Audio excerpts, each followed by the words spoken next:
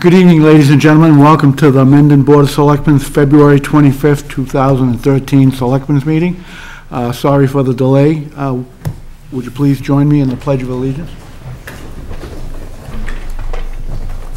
I pledge allegiance to the flag of the United States of America and to the republic for which it stands, one nation, under God, indivisible, with liberty and justice for all.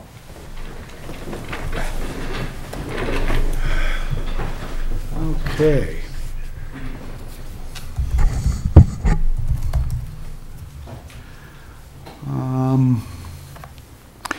The first item on our agenda is discuss the RFP progress with Northeast Real Estate Solutions. Anybody here from? We can put that off till they get here and sure. And town council comes up. Okay. The next item is to review some open issues with the licensing process. I guess there's some license that we have to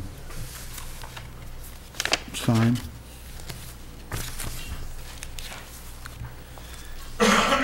We have a common victual license for George's Surf and Turf.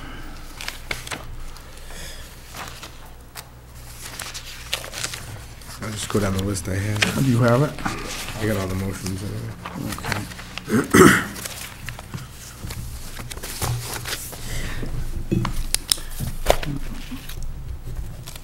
I move to renew the common victual license for the drive-in theater, no X-rated, no NC-rated movies, automatic amusement, and public entertainment on Sunday licenses for Nostalgia Entertainment, Inc., DBA Mendon Twin Drive-In, 35 Milford Street.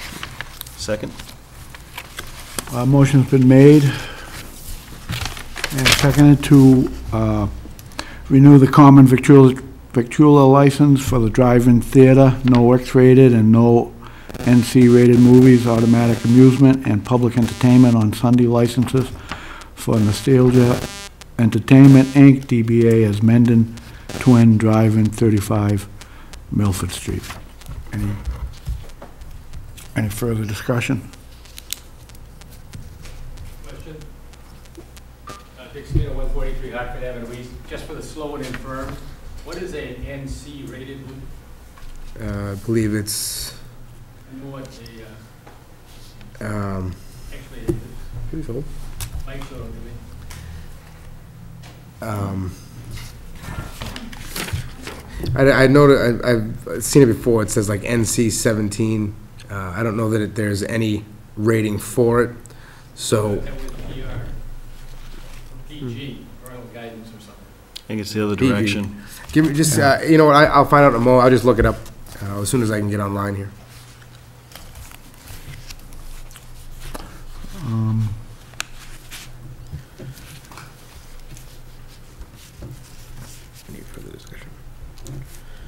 Any further discussion on that? Do you want to just make that pending the favorable routing slips? Sure. We're changing the motion to add pending a favorable routing slip.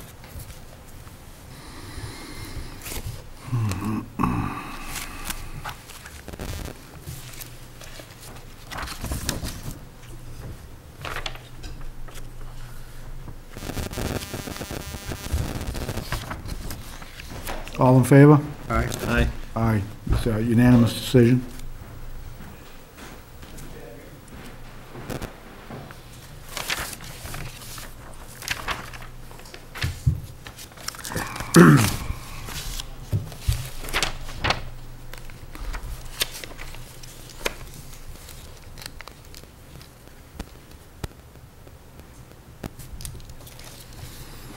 Okay. All right. I move to renew the common victual license for George LaFrancois, DBA George's Surf and Turf, 116 Uxbridge Road, pending favorable routing slips. Second.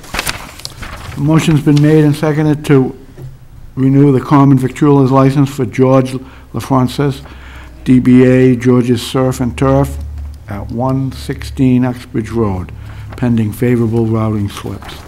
Any further discussion? All in favor? Aye.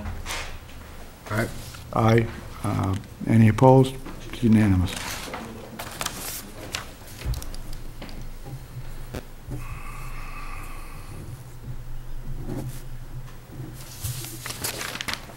I move to renew the common victual license, automatic amusement devices license, 3 kiddie rides and 2 video machines from 10 a.m. to 10 p.m. Monday through Saturday, and automatic amusement devices licenses, 3 kiddie rides and 2 video machines from 1 p.m. to 10 p.m. on Sundays for Mendon Driving Range, Inc., 37 Hastings Street, pending favorable routing slips. Second? A motion's been made and seconded to renew the common victualler license for automatic amusement devices license, 3 kiddie rides and 2 video machines from 10 a.m. to 10 p.m. Monday through Saturday, and automatic amusement devices license, 3 kiddie rides and 2 video machines from 1 p.m. to 10 p.m. on Sundays for Mendon Driving Range, Inc., 37 Hastings Street, pending favorable routing slips. Any further discussion? All in favor? Aye. Aye. Any opposed? It's unanimous.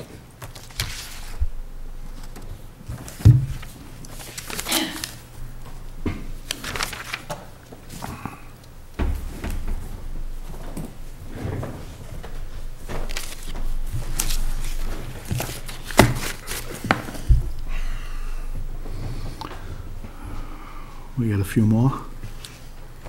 That's all I have.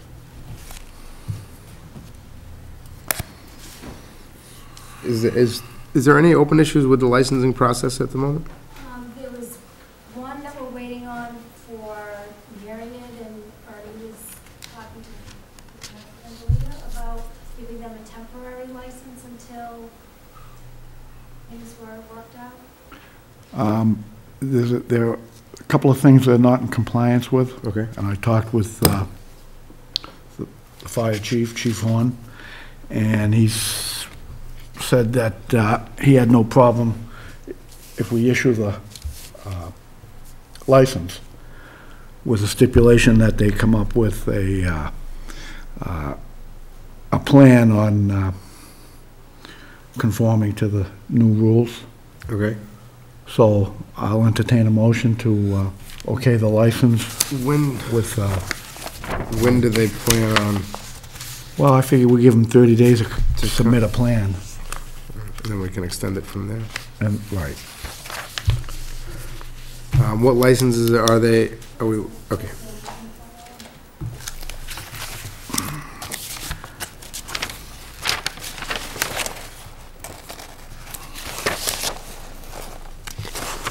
I just saw it here.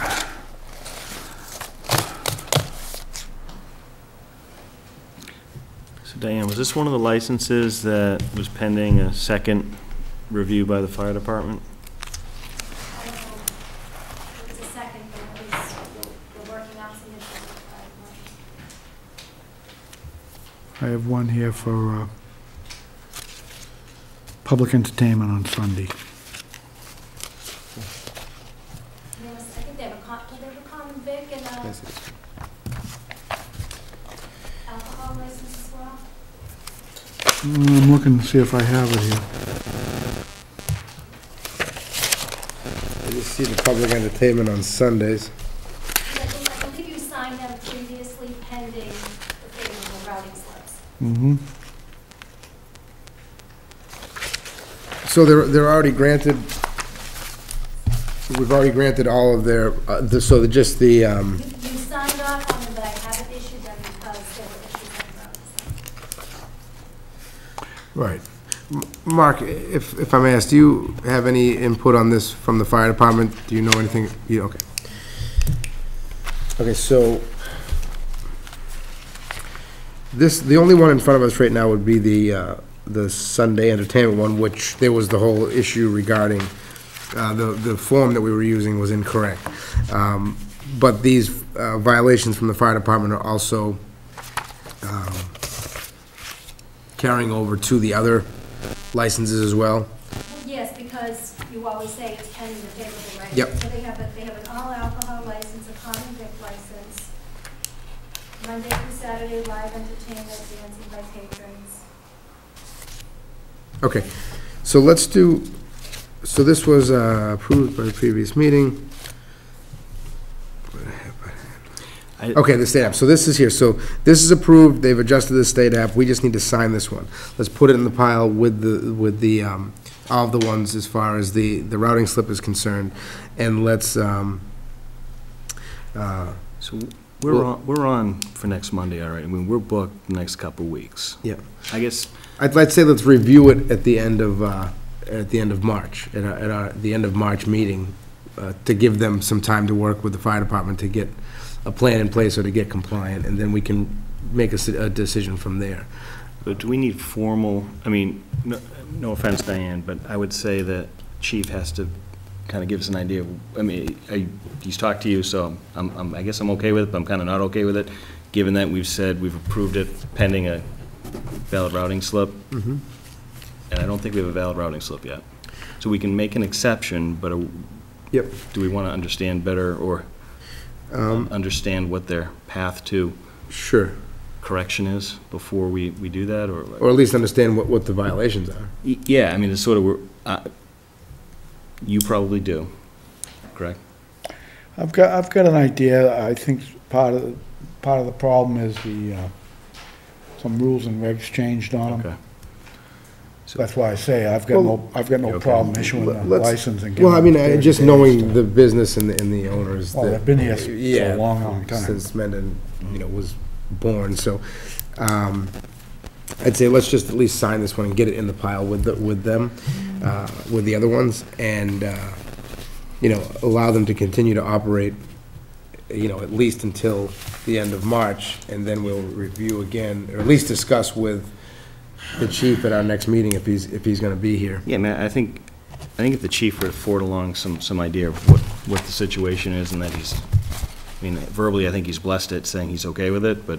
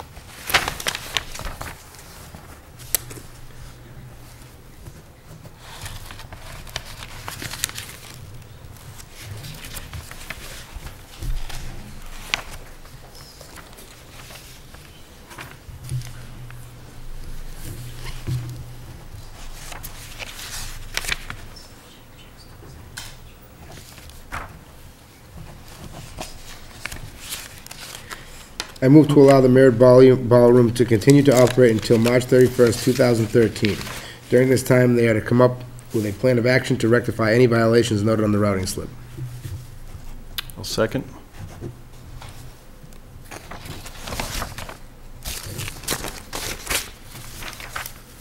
A motion's been made and seconded to allow the Mywood Ballroom to continue to operate until March 31st, 2013. During this time, they had to come up with a plan of action to rectify any violations noted on the routing slip.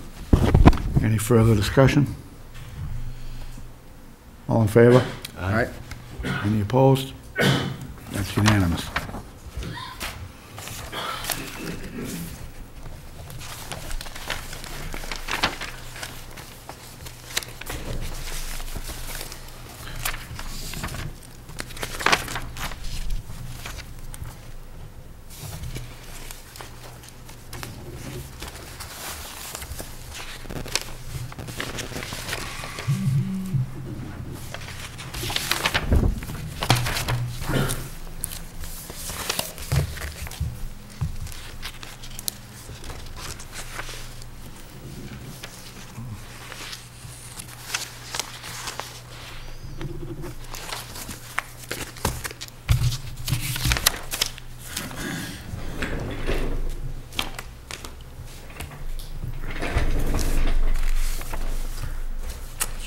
you connect yet?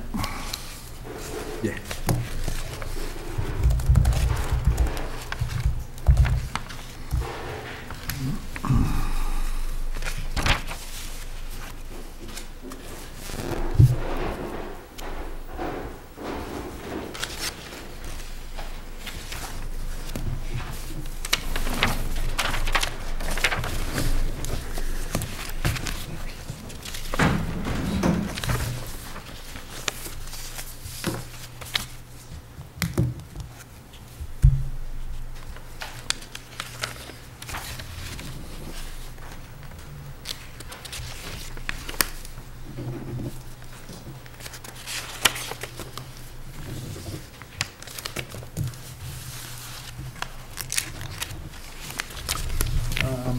While Selectman Tenio is finishing calling up the licenses, we have an item on our agenda to discuss the annual town report dedication. Anybody have any information on that?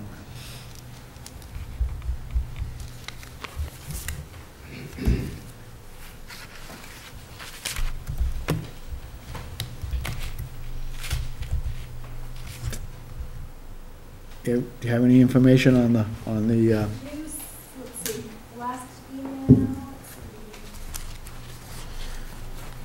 Jean Murphy suggested Charles Wood for Anthony Russ, so that's for the 23rd. And I guess he passed away at the beginning of January. That, I need. Well, Charles Wood was a longtime assessor years ago, and Art Holmes' name was mentioned to dedicate this town report to. I had suggested to the Finance Committee to dedicate their report to Art Holmes because he was a very active FinCom member, not only a selectman and moderator, but he was very active in the FinCom. And they thought that was a good idea, so I'll take a motion to dedicate the 2012 annual town report to Charles Wood. So moved. Second? Motion's been made and seconded to dedicate the 2012 annual town report to Charles Wood. Again, he was a longtime assessor years ago in the town. Any further discussion? Just want to make sure, if so FinCom agreed with the recommendation, because I think Art should be recognized as well. Yes, we should put some recognition in the town report. I believe that in the past, we've dedicated to multiple people. That's true. Why don't we, I would think that it would be appropriate to do Charles Wood, and so I would make another motion to also dedicate I'll remake the motion to dedicate the annual report to Charles Wood and Art Holmes. I'll second. The motion was retracted and restated as making a motion to put Charles Wood and Art Holmes for the 2012 annual town report dedication. Any further discussion on that? I see an assessor in the back there. Have anything to add, Ken? No, I think it's quite appropriate, Mr. Chairman, that the book be dedicated to the two former town volunteers that worked hard and no longer with us. It's a wonderful thing to do. With that being said, all in favor? Aye. All right. Aye. That's a unanimous decision.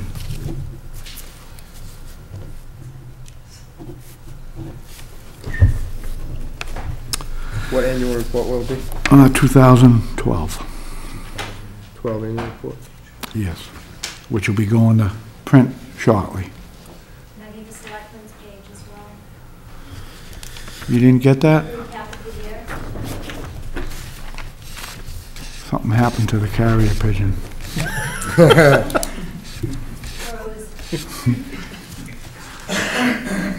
I'll make sure you get that. Okay, Next on our agendas,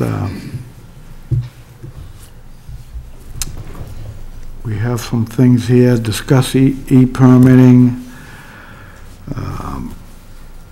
We'll wait on that. Sign the treasurer collector's contract and the police contract. I think we'll wait on that. Appoint Brian Guzman to the Finance Committee. A recommendation's been made to the Board of Selectmen to appoint this gentleman, Brian Guzman, to the Finance Committee. Do we have, his address? Did the FinCom give you his address? No, we didn't 6, have it. I think it's 6 Providence Road. I'll just make the motion if we can just find out, and there's a space in here for it, we don't have it. I move to appoint Brian Guzman, address to be entered, to the Finance Committee for a term to expire on June 30th, 2014. Second. A motion's been made and seconded to appoint Brian Guzman to the Finance Committee for a term to expire June 30th, 2014. Any further discussion on that?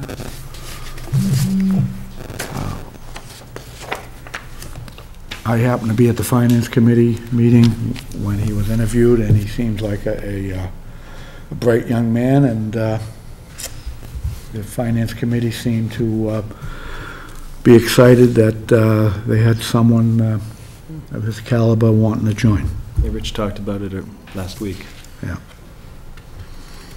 So with that being said, all in favor? All right. Any opposed? It's unanimous decision. And next is we have a request to appoint Mary Ann Hopkins of 25 King Philip Path to the Council on Aging Board member. I move to appoint Mary Ann Hopkins of 25 King Philip Path to the Council on Aging for a term to expire June 30th, 2015. Second. That was 2015. I'm sorry. Yes. Motion's been made and seconded to appoint Mary Ann Hopkins of 25 King Philip Path, Mendon, to the Council on Aging Board for a term to expire June 30th, 2015. Any further discussion? All in favor? All right. Aye. Any opposed? That's unanimous.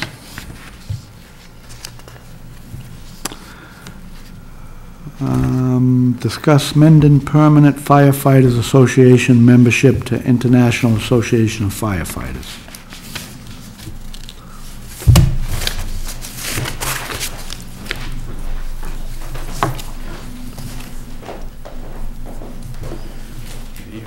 Good evening.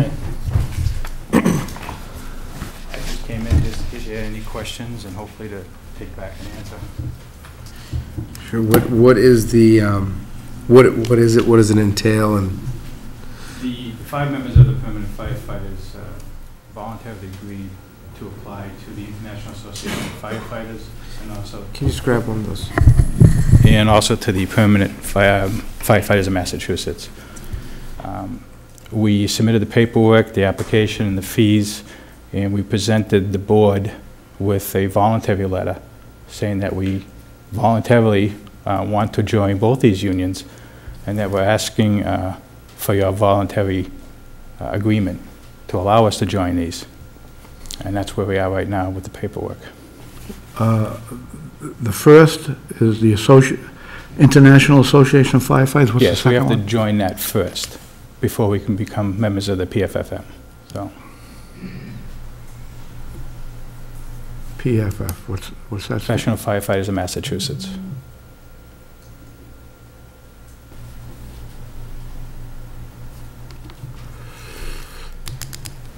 So that's a state Yes, it is.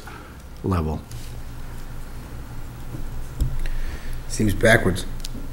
You got to join the international. The international to get to the assigns state. you your local number, and then once you're approved by them, So what are you a member of now? nothing. Well, you guys are currently a union. we're recognized, I guess, as a union by the town, but we're not a member of any professional unions whatsoever. We've always negotiated our contracts solely within us and the board. So this will now have us negotiating with a different group of people, or? They'll be there to support us. Mhm. It'll be up to the board as to how much you allow.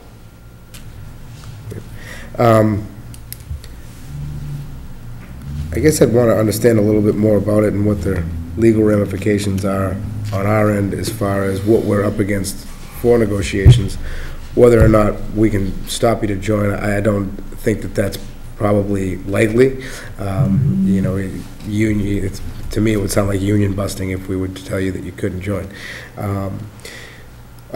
Whether or not it's beneficial, again, unions are there to protect the employees, not to protect the town or the people in charge of a business or anything like that. So I don't know that. It's more than just bargaining. I mean, there are a lot of things that they offer to us that we wouldn't have normally. That's what I'd like to hear. What else are they offering? I mean, just real briefly, they offer healthcare benefits, they offer life insurance benefits, they offer death benefits that we wouldn't have. We would have them in other places, but not from them. They offer financial assistance. They're also part of the legislature, which works for us as well. So the collective bargaining part is just a small part of what they do. Sure, sure. When you say they offer health insurance benefits and whatnot, does that come out of your dues? We pay a certain amount of dues to them, yes. Now, if we choose something above and beyond the dues, then we would have to pay for that ourselves as well. So life insurance benefits, things like that, you would pay just like you would any other group. You got any questions, Mike? Similar to, I think, what Lonnie had asked. I mean, your emphasis on voluntary application and then our voluntary acceptance, I'm assuming that's just an amicable way as us saying, go ahead and we'll... Well, it's, you know, we're offering it to, we're asking for your Sure. assistance Yeah. voluntarily. Yeah, There is a process. I'm not if opposed there to. isn't, right? I'm not opposed to any, you know, joining any associations or unions or anything like that. But again, you know, one more level to bog down any processes that we're doing now, to me, is just another process that we don't need. But if there's more benefits than there is, you know, what would bog us down in collective bargaining, then, you know, if the good outweighs the bad, then, and I don't even know that it's bad, I just, I don't want Just that to give you an idea, misconstrued again. this group has been together for almost 8 years now. We didn't qualify in the beginning years because we didn't have enough members. We now have 5 members. And it's, to me, it's more recognition as well as everything else that goes with it. We're now being recognized by 2, one international and one Massachusetts professional unions. I think we've earned it through the years to belong to these associations. Well, I certainly don't have a problem with it. And from what I can see from Selectman God and Selectman Tenio, they don't have a problem with it. But what I'd like to see is could you give us the details on paper on just what the benefits are to you guys? Sure. For it? Sure, if you'd like to see that. And again, the benefits that they're offering, just the workings of it. Okay. So there's no surprises down the road that we go, oh, we didn't know that. But I want to make it clear that Right. I don't have a problem with it. Okay. But I would like is the information that goes along with it. Sure. Yeah, I mean, I would say let's just, I wouldn't buy a car without opening the hood. yeah, I mean, again, you have my support to definitely join it. I don't know if you're looking for a letter of support or anything like that. Well, we gave you a letter that we would need you to sign. Normally, the process would be that it would go to the town manager, and then they would present it to you. Right. Where our chief is the interim town coordinator right now, we felt to keep Okay. everything Understood. above, it would just be easy to come right to you with it. So you do have a letter in the packet that we sent that's just asking for your signature that would voluntarily allow us to join the international. Again, all the paperwork on our end has been filed. They're waiting for either a yes or no from you, and then we know how to move forward from there. Okay, so I'd say we can probably get Yeah, that letter signed. What's the Diane, do you have a timeline? copy of that? You should, if it wasn't in your packets, it should have been in your mail slots. you seen my mail slot? I have. Just in terms of timing too, so let's say we find the letter and we sign it tonight, so what's the timing in terms of implementation? Is it immediate, is it next fiscal year? Yeah. Like in 2 Like weeks? the paperwork's already been filed in Washington DC, they're just waiting for an answer. Well, again, what I would like, I mean, this is just a copy of one of the financial things that I'd be happy to share with you. I don't have a problem signing it, but again, what I'd like to either add on to that paper that would like the information. Sure. Again, going back to just some basic thought processes. Right. Nobody in this room buys a car without kicking the tire and I opening the hood. understand, yeah. So let's get the information, so we could sign it. I'll make a note pending receiving information and approving the information. You'll have it tomorrow. Great. I'll stop by tomorrow night and... Sure. and, Actually, we're meeting with you tomorrow, so we'll just, if it's okay with All right. you. Oh, yeah, That's- great. Yeah, that's right, Perfect. Tim. That's perfect, so we can go like that. There you go. Easy enough. So does that sound Yes, it does. reasonable? So we should, if you look at that, we should be able to have that form tomorrow night, just so we can get it Sure. back to them. Okay. Okay. Excellent. Mr. Watson? Mr. Chairman, I just want to say that I'm glad to see that it appears the board is supporting the fire department on this. Just for a point of clarification, my understanding on unions, and I know you have town council here, and if somebody has some different information, I hope they can correct me.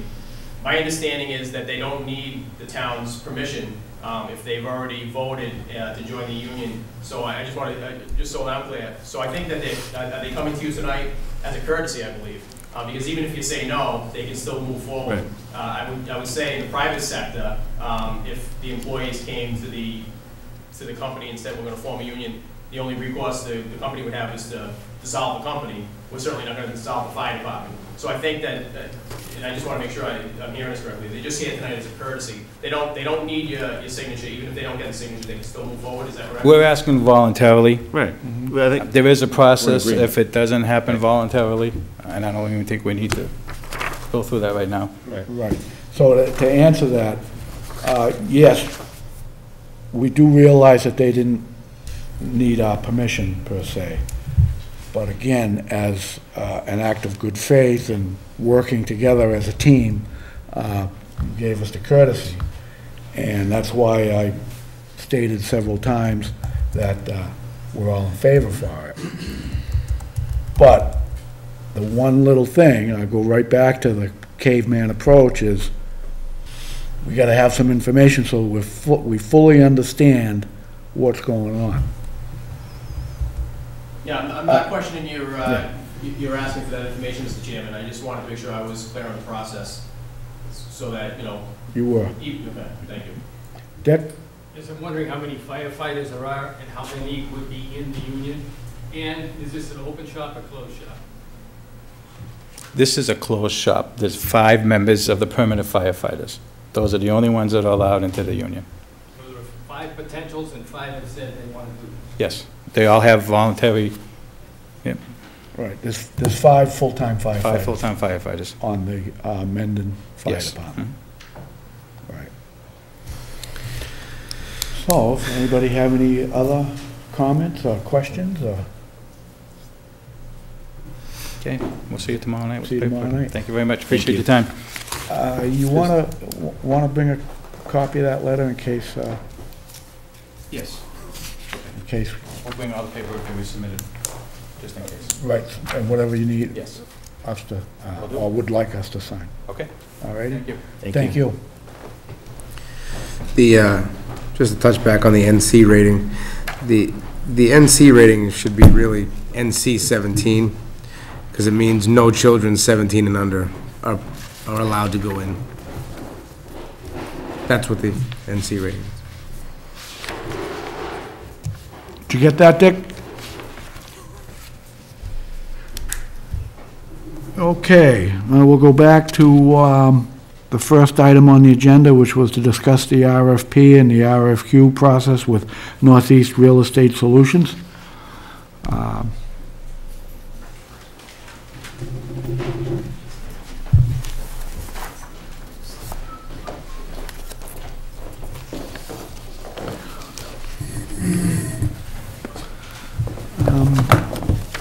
Would you gentlemen mind introducing yourself again in case someone at home doesn't remember you?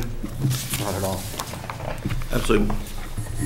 My name is Steve Marsden with Northeast Real Estate. And Duncan Chapman with Northeast Real Estate.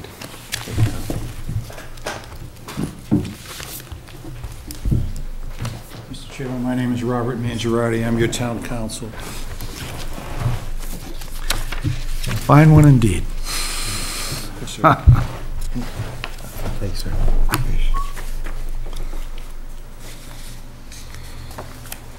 There you go.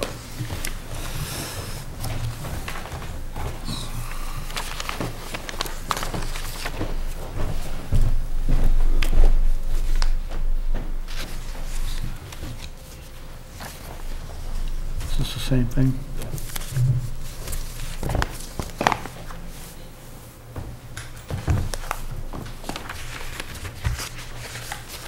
Mr. Chairman, Yes, sir. may I be allowed to join the conversation up front, as I was the selectman chairman when the town purchased the land, and the night that we bought it at town meeting, I had made a promise to everybody at town meeting that we make sure what went on in that property, and I want to make sure that my promises are kept.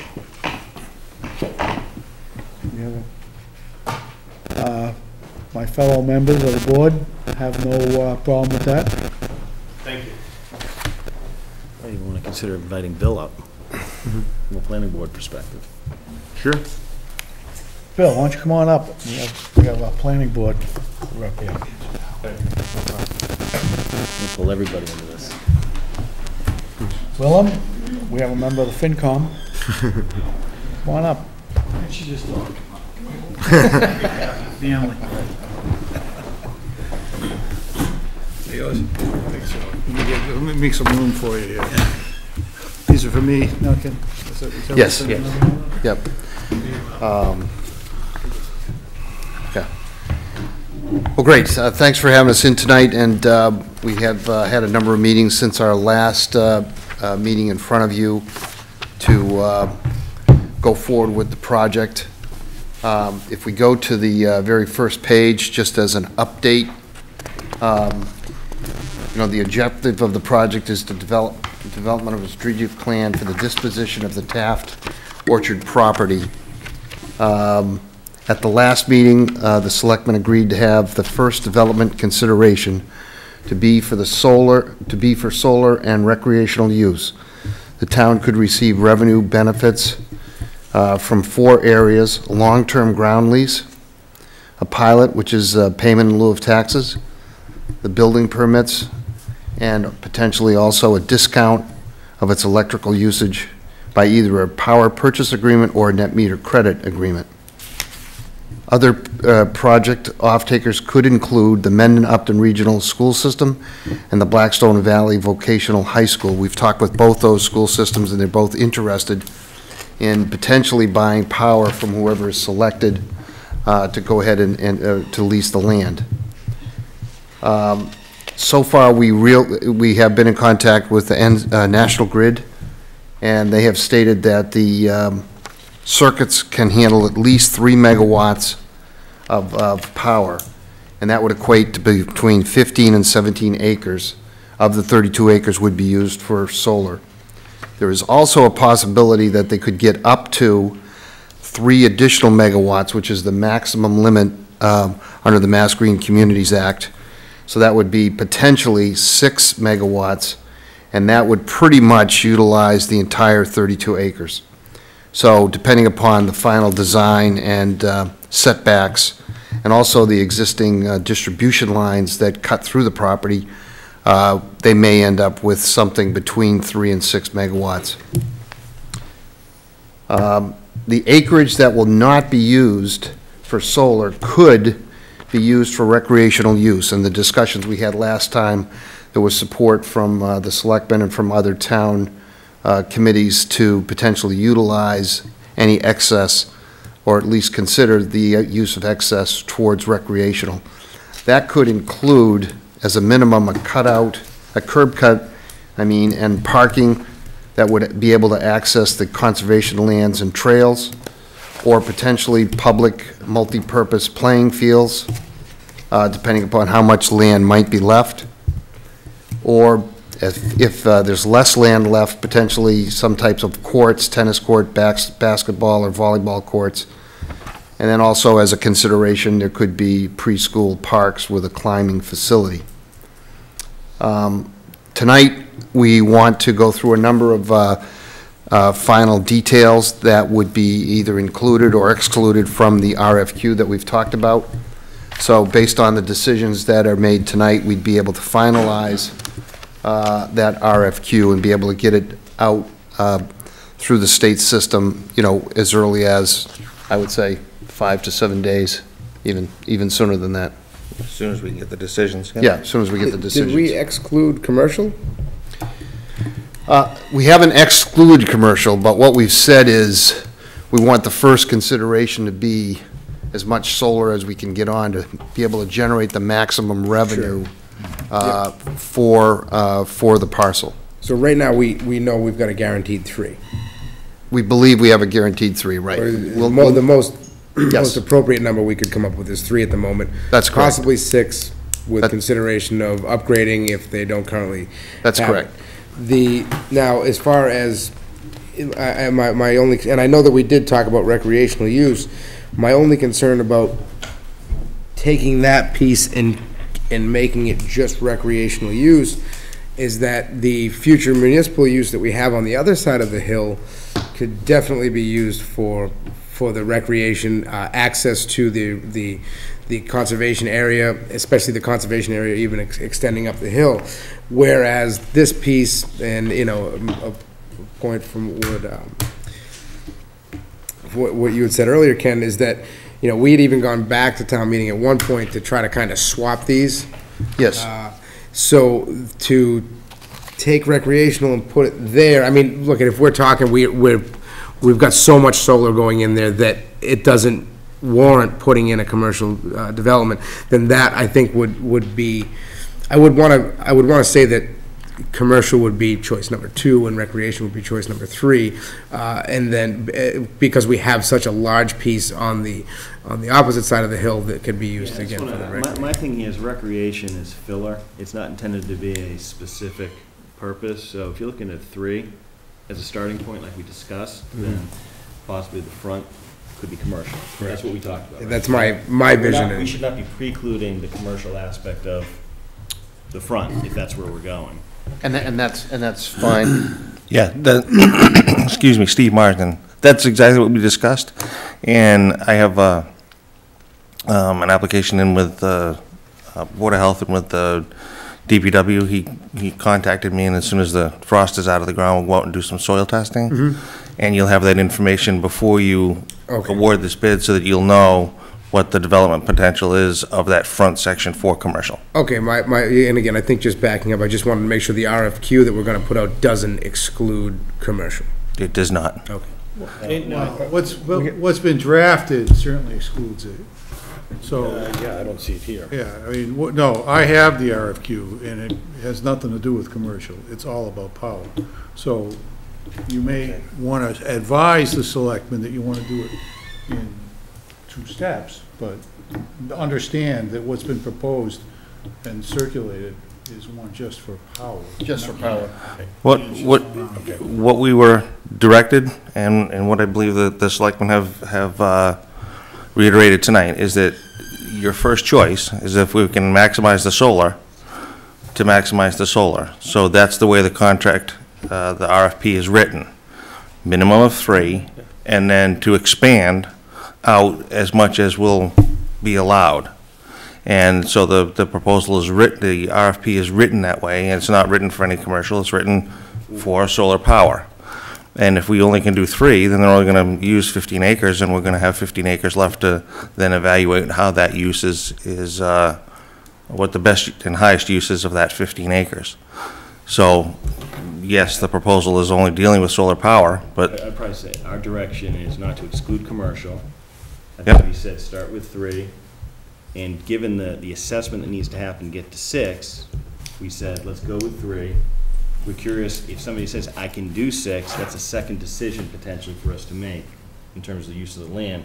But I don't think we ever want to preclude commercial completely. Got it. Somebody wants to come in and says, I'm doing 3 and I've got a great idea for the front, that might be commercial. I think that's what you want to understand if that's an option. Yeah, again, I wouldn't want to limit, and I apologize if we, if it was misinterpreted or miscommunicated, that we just want to, I think that if we had, I would still want to have the choice, even with the ability for 6 megawatt. I think that at the end of the day, if we got 3, but we also were able to add in some commercial entity there that said, you know what, although we'll generate more money off of 6 megawatts, but the benefit of this commercial entity to the community may be far greater, as far as, jobs, as far as whatever amenity that they're providing, that I think that choice would I'd want to be able to make that decision. I'd want to be able to have any decision available. You're not going to get a solar developer who's also going to develop the commercial. Understood. So it would have to be, we would do 2 different, and that was what we talked about last time, is we would run the first RFP for a solar development, see what it is that we can get there, and then after we have the evaluation from the soil testing, you would then be able to make the determination whether you wanted to lease for 3 megawatts, and then if we have testing that justifies the commercial, I'm sorry. you have that ability to make that choice. So it can come back in, we don't need to make a commitment until we have an opportunity to run a second for the commercial. I would agree that I understand that again. I Okay. think that the soil testing was our holdup, because Yes. due to the weather, and we had said that we didn't want to delay, so you're right, I apologize. That's me. But I think we're understanding what you're saying as well. Let's get it out, let's see what the solar responses are, and if you want to do only 3 to be able to hold it, then that'll be a decision you guys will make. Well, by then, once we have that information, we could be preparing the RFQ for, hey, what can you do commercially, at Correct. least with 15 acres? That's correct. That's correct. Go ahead, Bill. I think that you all have to reach an agreement in terms of how you want to structure this thing, in terms of the consideration that's going to flow to the town of Mendon. I mean, I think when this was originally conceptualized, we were looking about getting rent. And you can get rent from a solar company just as you can from a commercial developer. It becomes a little more complicated if you want to try to combine other benefits. Or you are trying to get some kind of a discount on electricity, then of course commercial entities can't compete with that because they don't sell electricity. So we're going to build a department store, so that you may have to do phases.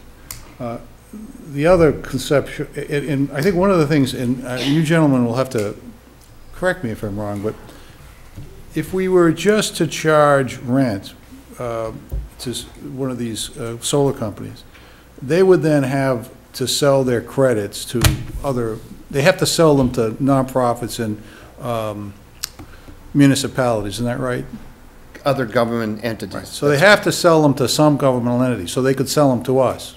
Yes. Right, so conceivably, we could charge a higher rent, and then we would buy credits at a discount like any other. Other towns, for example, I know, for example, the town of Westford, there's a solar farm or array nearby in another town, but they're selling these solar credits, and they have to sell them to governmental entities, so Westford is buying them from this thing that's completely outside of the town of Westford. So conceptually, we have to sort of get those ideas clear. And then the other thing, I think, sort of threshold conceptualizations that would be helpful for me to understand is apparently 3 megawatt takes 15 to 17 acres. That's a lot of land. I don't know, from my limited experience in the town of Mendon, you have a sensitivity about the environment, the appearance of your town. It's a rural, bucolic area. So that if you've got 17 acres of solar panels, I'm not sure if that's what you want, And if you want 6 megawatts, do you want 30 acres of solar panels in your town? Maybe. Again, I It's not think, for me to say, but I think you should think about it. And there's been no effort here to define the perimeter as to what land is going to be available to the solar array. In other words, is this going to be on Route 16, or is it going to be set back? I don't see anything in it that tells me where it is. So those are some sort of threshold questions that we may want to understand. Understood. I think previous discussions, the assumption maybe needs to be stated is if we go 3, we're assuming that's set back, correct? right, And I think the second thing is we've talked about sort of the appearance. I think that was an issue that Mike had raised a number of times in terms of look and feel, right? Look and feel. So it's out there. The first Look and point, what? look and feel of the look. We want it to How look Look and nice. feel, oh, thank you, no. We want it to look nice, and we want everybody to feel good about it. Oh, I understand. Exactly. We can't put trees up. I'm not a scientist, but I'm pretty sure we I can. think another point that I think we'll get to is, to your earlier point, is how do we want to maximize revenues through, the lease and the power, or do we want to look at possibly gaining some sort of reduction on electrical rates? And I think we're probably going to touch on that. And we do need to give them a direction in this session as to what direction we want to go. And I think it's probably more in line, Bob, with where you were referencing. The benefits probably going to be more maximize the revenues from the land and the lease and the pilot, as opposed to trying to get some deal on electricity. I'd expect that's where we're going to land. Well, just as long as everybody has marching orders Yep. that we can follow, it would make it easier. I have And had, again, it's all clear, so there's no, I thought you meant this. I think, Go ahead. yeah, I think what we need is some type of conceptual plan developed. I think it needs to come to planning, so we can take a look at it, make sure it fits the bylaw. I mean, you guys are sort of jumping ahead. I mean, we haven't seen anything down in planning regarding this, and until we can be sure it meets the photovoltaic bylaw, what are the others could be moved. But what are the requirements of that? Is it a special permit bylaw? Or is it a permit as a matter of right? I believe Permitted it's as a special matter of permit, yeah. Well, It's permitted as a matter of right. That's a solar overlay Yeah, district. the overlay district, yeah. That's in the solar overlay The district. town meeting already passed that. Yeah, we pass it. so, I just want to touch on a couple things. I just want to make sure that you have, my understanding is you have met with appropriate committees today. Any questions asked, you've provided information? I think the one point that Bob brings up is an excellent point. If you decide that you're only doing 3 megawatts, where is it going to go? And as the owner of the land, it's your final decision, whether you want that in the back, in the front, that we can dictate to whoever is the successful solar company. So obviously, if we're only doing 3 megawatts, potentially we want that in the back to be able to preserve the front for potential commercial development. so, My suggestion would be is that the town invests in an engineer to develop a 3 megawatt plan, a 6 megawatt plan, so the people who are coming to the RFP know what they're dealing with. And we can review it and be prepared that this is where we're indicating that we're gonna give you use. Yeah, but I wouldn't suggest having the town pay for that. right, I would suggest that the people that come to the table with it would bring the. That's well, I mean, and one of the questions that I have is how much is Northeast supposed to do? In the listing agreement with Northeast, you indicated that you're gonna do all this preliminary work. And I don't know really what the scope of that work is in relation to the questions that we're talking about here, but Well, I think if we've gone through the other potential developments of the site in previous meetings, has there been any written reports to the board? there's been presentations. We will be doing a written report.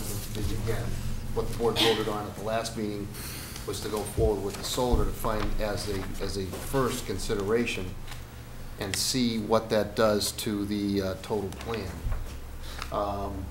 Well, I mean, of the things that you're supposed to, in the list of deliverables from your company, Yes. analysis of property, including assets and liabilities, reuse potential, ownership issue and structure. Second bullet, potential land disposition strategies and development opportunities and income potential from the sale or long-term ground lease.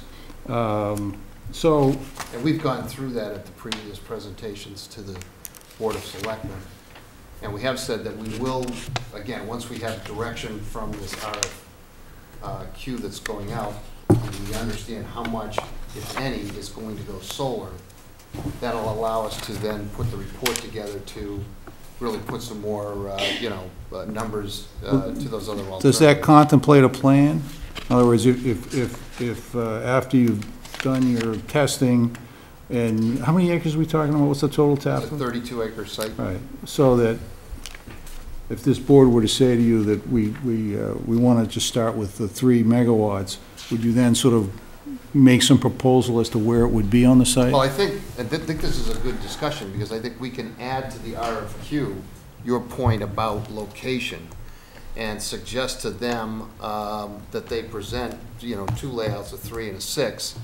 I think, we could maybe assume what they might do, but And- they're electrical engineers. Well, but the real discussion that we had last time, and Lonnie asked the question, was if we're going to do a commercial development out front, there's no possibility of extending water. There's no possibility of extending sewer to the site. So the site has to take care of itself. So I'm going to go out and do testing.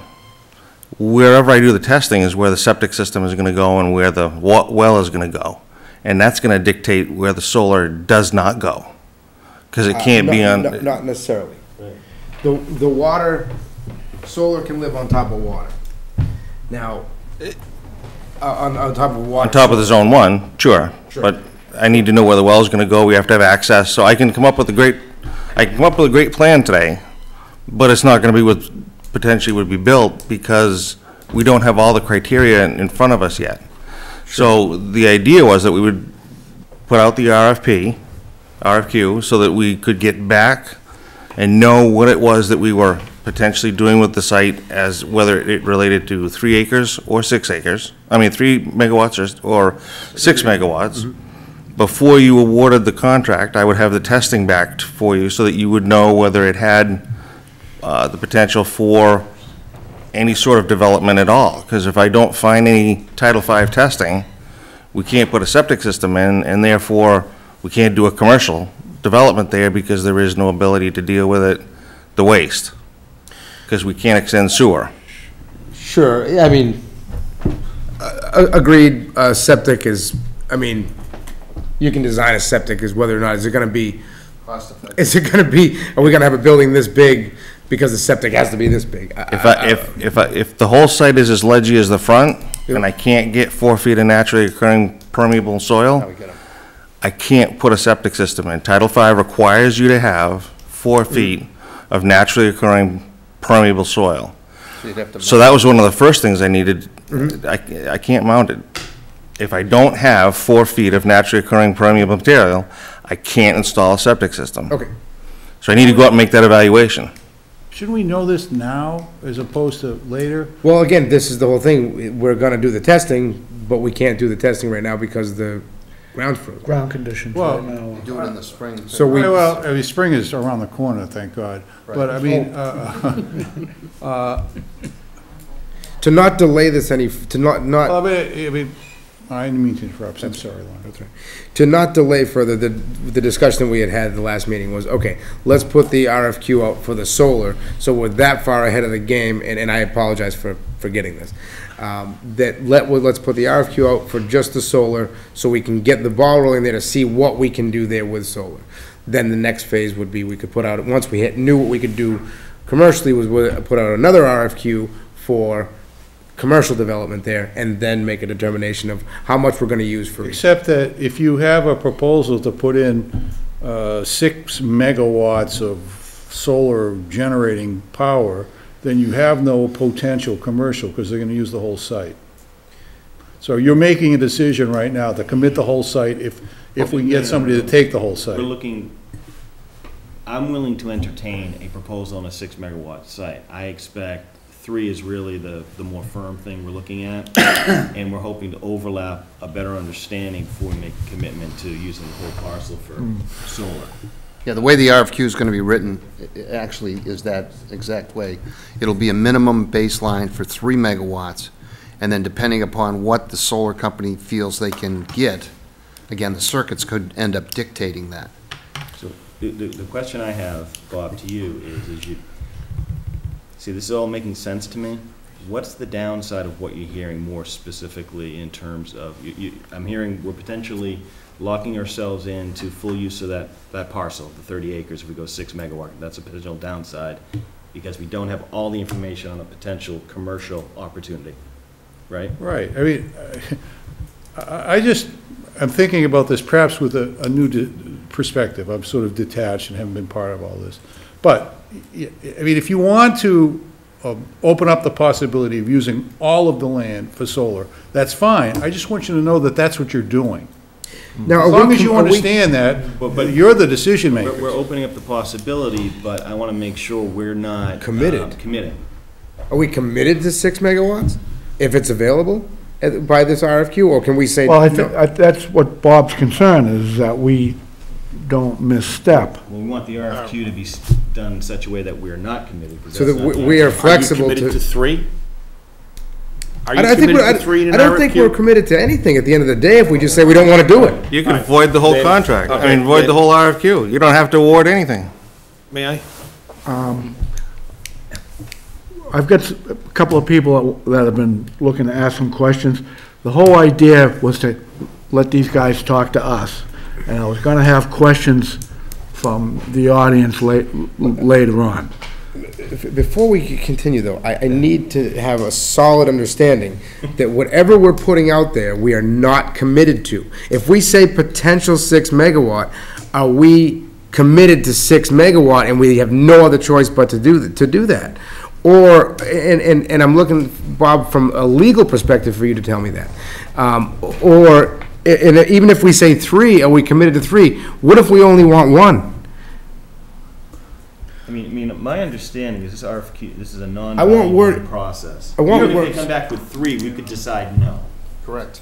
I want to make sure that the wording is correct enough to the point that we're so flexible that we can make a determination on what So we you want. can reject all bids for any reason. All right, again, to make it clear, that's why Bob looked it over. Right. Exactly, to do what you're asking, that's why he was bringing Well, these points up. Except that, and I'm sorry to be making things more complicated, but I think that's part of my job in the sense that it depends on, again, how you put it out to bid, too. I think I mentioned to you privately in individual conversations that there's a Chapter 25A, which is an energy management services procedure, which typically is not applicable here, because that, in my experience, has been when you want to put a new furnace that's more efficient in a school or energy efficient lighting and so forth. So that 25A maybe would be applicable here, but it's not usually applicable here.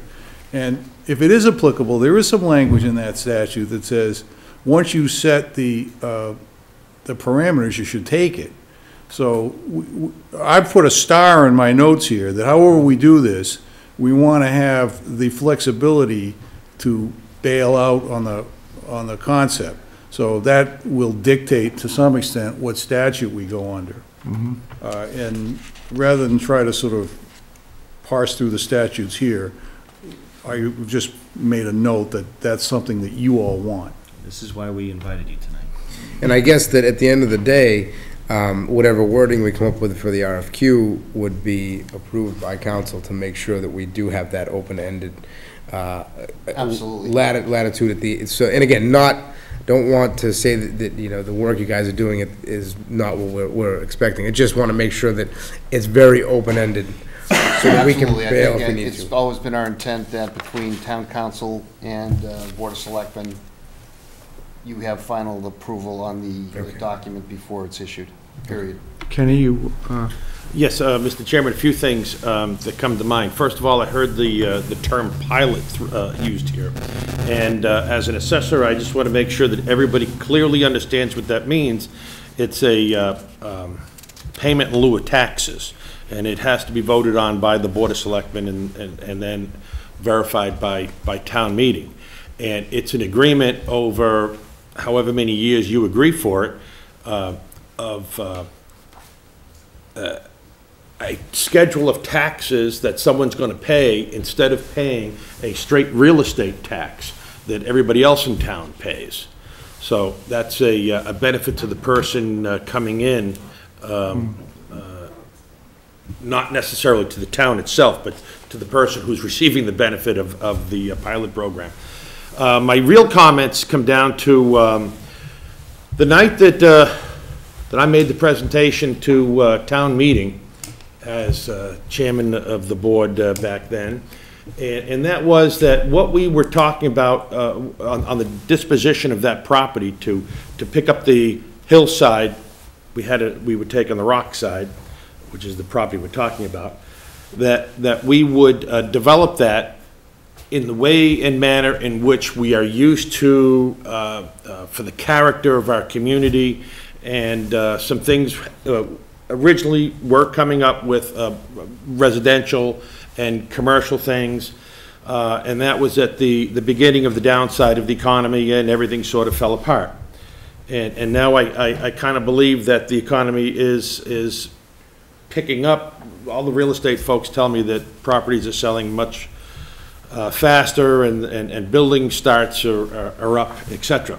So listening to the conversation tonight, I would really caution the board at going after solar in these large amounts of 3 and 6 megawatts, and our town council I guess come up to the same sort of conclusions, or as a thought while you were considering it, that Mendon is a village community. It's 98 point something residential, and if we were to take and put 6 megawatts of solar arrays on the doorstep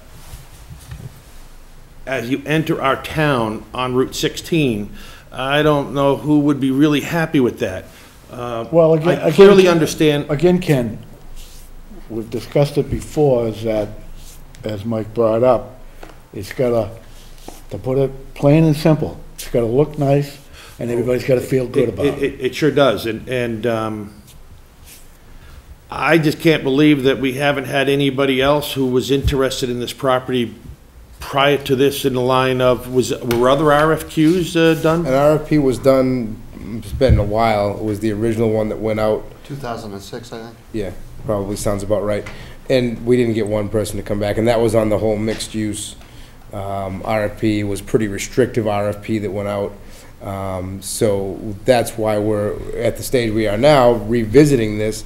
And, you know, again, I don't want anybody to get nervous about solar arrays going in.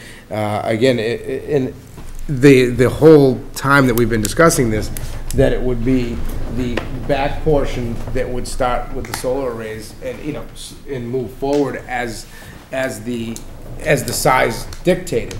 Now, if you're looking at half of that piece of property, you know, roughly, if you go like this, the back half would be the 3 megawatt.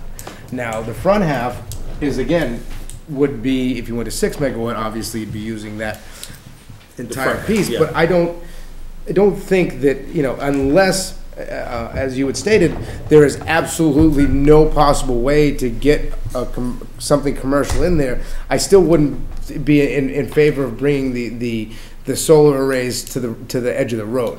No, I got that. I guess my comments would be that, I apologize. I'm new to this particular circle right now, because well, I've been doing other things. And I did not know that we were talking about this type of an RFQ going on, or an RFP, whatever you've been working on, versus the stuff that was originally done. So, you know, that's it. What other kinds of things would you be willing to do? If this is the first blush, I don't know what kind of contracts that you have signed with these fine folks over here, but in their expertise, because they're the real estate experts, is this the best use of that land? Is this the best use of anybody wanting to come in? And I think that this is what we're trying to 100% understand. Now, the solar array stuff is fairly is fairly new with the legislation changes. So this is great, new, low impact, good return. You know, and again, doesn't require a septic, doesn't require a well, you know, and again, low mounted to the ground. You're, again, the visual aspect of it is the biggest concern. And this is why, you know, the first initial, you know, green energy stuff that I was working on was the wind turbines. Right. But, you know, now that I don't know how much fun people think those are, so this coming out has really changed the aspect of it. Now, you do need quite a bit of area to cover to get, you know, the 3 megawatts, but 3 megawatts is a pretty good chunk of electricity. In the back, you're not gonna see it, put the commercial in the front. Now, again, if, there's many different branches this road can go, especially with the fact, again, if we can't put anything commercial out front, maybe we expand the megawatts and the amount of array a little bit closer to Route 16, but then stop, because if we cannot do something there, then we say, okay, we can't do anything else with the front piece, let's use it for recreation. And put some fields out there, but with a buffer of a tree line, stopping the view of the solar arrays so that you see them. There's places that, a ton of places, again, I don't want to go too far, but there's a ton of places that you drive by, you don't even know solar arrays are on the other side of what you're driving by. So you can aesthetically place these very easily. We're open to all Exactly. ideas. Bill? First of all, the town voted to make that our overlay district. I mean, you know, we can't now come out and, you know, it's a use by right. I mean, so, I mean, and the townspeople spoke, it was voted in overwhelmingly. So apparently, I would guess that the townspeople don't mind if there's a solar farm there. At the same time, on that note, I still would not. No, want, I would want a buffer from Route 16. I I wouldn't want. Bylaw provides for that. Right, and I don't think that we'd want to drive down the hill and first thing you see is you know, Sun reflecting at you. yeah, I think that again, whatever we can put for a buffer above and beyond what's even called for, whether again it may be You know, we need it's got to come before planning. 100%, yeah, and again, it's the first stop once we start to get these things. So I think that if we can maybe, now that if everybody's got their questions answered, let's move along with what the proposal is going to be as far as for the RFQ. And again, as long as at the end of the day, council is okay with it and we have an open-ended bailout procedure or parachute, whatever you want to call it, that's my concern. As Bill says, there will be a number of checks, no matter what happens there's a number of checks and balances that will be going through. There's nothing is set in stone, and we are not just willy-nilly throwing anything. One other thing from a planning perspective, we did,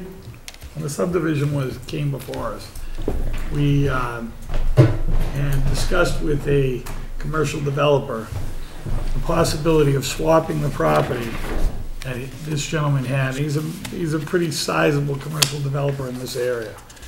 We had taken an opportunity to try and swap that property. And if the property on that property was any good, it would have been a home run for him. Mm-hmm.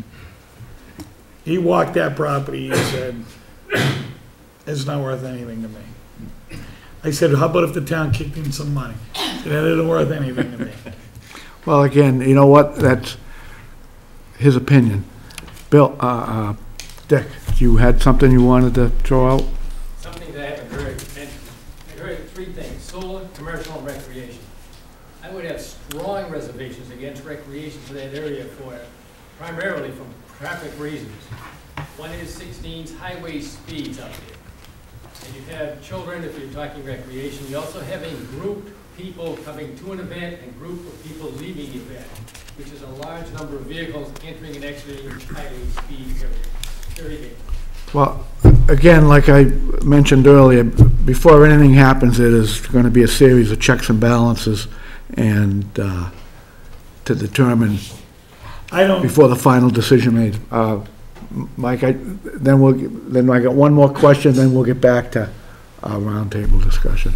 Mr. Chairman, I just want to say, as a resident who's been sitting listening to these last several meetings about this project, I would say that I misunderstood as well, because what I heard was the back piece for the solar, 3 megawatt, possible expansion, but I never caught on to the fact that it may expand all the way out to the front portion. So I would just tell you, as a resident, I'd also have that concern, the aesthetic look of driving down, 16 and seeing the solar array visible. I will say that I've heard the board say time and time again that whatever happens will look, you guys will make sure it looks good for the town and that the town folks are happy with what's going to happen there. So I'm happy to hear that. But I never caught on throughout these meetings, and I tried to pay attention the best I could, that there was a possibility it could spill out into the front porch. Last question before we get back at Shirley. Yes, does it have to be 3 megawatts or 6 megawatts, or can it be something in between, like 4, 4.5, and half? Yeah, so just one point on that question. Again, in coordinating with National Grid, they said the circuits can handle 3 megawatts as based what's in place right now.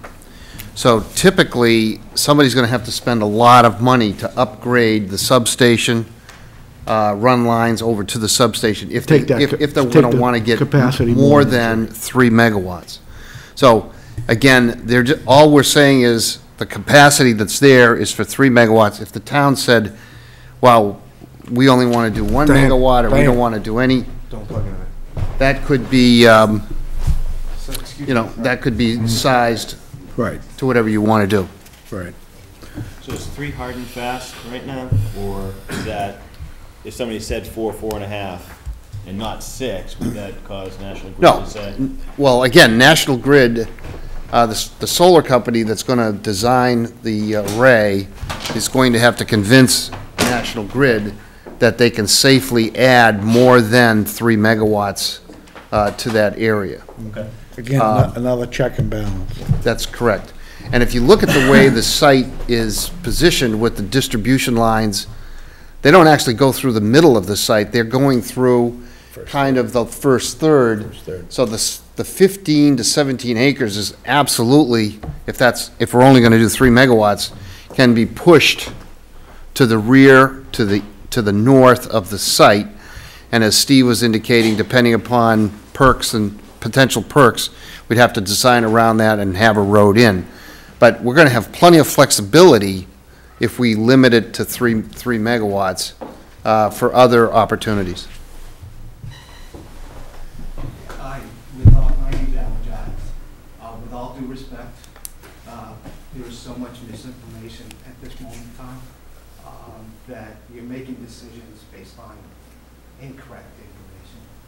First of all, the interconnect application to the power company is based on 2 decision factors. One is the availability of them being able to receive the electricity, which has been mentioned. But the other part of the interconnect application is how much supply is in the area. Now, you have a Barville power plant, you have a Blackstone power plant, and you have 2 Bellingham power plants. Only one of those is running because there's too much supply in this area. There's not enough people to take the electricity. So as the interconnect, as Mr. Koopman has already found out in Uxbridge, a 3 megawatt power solar farm will not get an approval. There's just not enough supply. There's too much supply in the lines already for any developer to get an interconnect application over 1 megawatt. I tell you right now, if we happen, even 1 megawatt would be a stretch in this area. I thought that 6 megawatt application, a ruling came out in September to change the whole landscape. There are no 6 megawatt, there's only 1 approved solar farm that's bigger than 2 megawatts right now, and that's one up in the North Shore that's 5 megawatts. And they got their approval 3 years ago. Well, there's a 5.66 megawatt site in Canton that's operational. That came. It opened up They got that July. a long time ago. So if you want to get a new approval after September of 2012, it's almost next to nothing. And that may be, that being said and that being true, even if it's true, then that's up to the developer to bring that to us to say, I can only get a megawatt, we only need this much land. That's correct. What if we're wasting our time here? I mean, I don't know this gentleman, But, I mean, if he's saying to us, it's very unlikely you're gonna get anybody to bid on this, because you can't put a 3 megawatt system in there, what are we wasting our time for? I mean, I think our consultants here should comment on this. I mean, Well, may I ask her what your background is? How do you know this? I own an engineering company. We do telecommunications, we do renewable energy, and we do real estate. I mean, I don't know who's right here, but I think it might be, I would respectfully suggest you might want to think about that, because I also sense from my detached perspective, there's a degree of frustration with how long it's taken to do something with this site. So I don't want to go off on a fool's errand unless I'm convinced otherwise. Well, I think town council asked for the comment of Northeast, and we've had 6 companies look at this site. They're very interested to receive the RFP. Now, to your point, it's an excellent point. If National Grid is saying there's a maximum of 3 megawatts available there, that's just a statement. How much the solar companies decide to put, maybe it's only 1 megawatt. You probably also know that under the private side of the Mass Green Communities Act, you can do no more than 1 megawatt of, for a private use. That's misinformation too. Well, it might be we're not going on the private side. Right now, we have 3 government entities that said they're willing to buy the power if whatever power gets developed on that site. That's a separate agreement that's got to be RFP. Absolutely. No, that's between the solar company and the government entity. I'll explain something real quick. Right? If you have a lease and the same person that you're paying the lease to is also buying electricity, if this goes up, this is going to go up. This comes down, this can come down. You can't have both. Okay. Because the investor who brings millions of dollars to the table needs a return on investment. He needs revenue, and he's got operating expenses. You got a high lease, then you're going to have a high electric rate. You got a low lease, you're going to have a low Okay, I just want to interrupt for a second because I think we're going down a different path there. I want to get back to the idea that no one can get a 3 megawatt approved. And because what I'm hearing, I hear misinformation. I'm hearing we've got people interested who are in the business. So help us understand a little, bring some clarity to this, please. My suggestion Yeah. is that you go way before an RFQ or an RFP, that you're more at an RFI, that you need to understand from what's out there, what somebody might want to build there. That's what they think they can bring in there. Isn't that an RFQ? Solar, could be a lot of stuff. You just don't know. What you're trying to do is figure out what you can put in there. Okay, Whoa, can I back up for 1 sec? Let's stop for a second. The RFQ, and correct me if I'm wrong, doesn't cost us a dime. Cost you time, and it costs you my money, costs you for me, Yeah. it costs you time. But no matter what we do, it's gonna cost you for time. No matter what we're doing, whether we're doing a request for information, a request for qualification, or a request for proposals. To me, an RFI and an RFQ are pretty close. Now, we're doing an RFI as far One's as, less legal though, right? Well, I don't see the downs. the distinction, if you fall under one procurement law or another, it makes a difference. There's an argument that this whole thing should be treated as a lease and then put out to bid under Chapter 30B, which is the conventional Uniform Procurement Act. And, that's a whole lot different than an RFI. RFI is not at all informal, you just get information. Right, so there's a lot of people who might have different views of what they could do with the property. And it could be a combination of renewables and commercial. There's a lot of that going on right now too. So you might, I'm just suggesting, as I have a little vested interest in this community. My son's a Boy Scout here. Most of my family resides in this town. And I'll probably be renting an apartment here soon because my boys go to Mount St. Charles. With all that being said, I think that there's a lot, with the economy coming back, there's a lot of different things that could go down there. And you should explore that besides, I would just like to understand what are the, I hear a lot of people say a lot of different options you can go with that land, and I've yet to see anything in the time that I've been in Mendon come out of that. Now, I am sort of a big believer in a little bit of bird in the hand. I'd like to see us start to optimize the resources we have from a town perspective. So somebody come forward and tell me what are these options that are out there, because from a commercial standpoint, we've sort of gotten a negative on somebody who's in that business. We know we don't have water. We know we don't have sewer. We know you say, okay, let's not totally use it for this, but this is a viable option potentially. I'm still kind of interested in the fact that potentially nothing gets approved, and I would like to understand what that means to this process. But what are the other uses for this land that we see out there? I mean, honestly, I mean, you're a businessman, so when you look at that, what do you see as the options for potential use? So, It's 100% ledge, but it's 100% go ahead. ledge, but if you told Mr. Farragut 100% ledge 15 years ago, he would have laughed at I'm not sure we're next to 495, but go ahead. Whatever.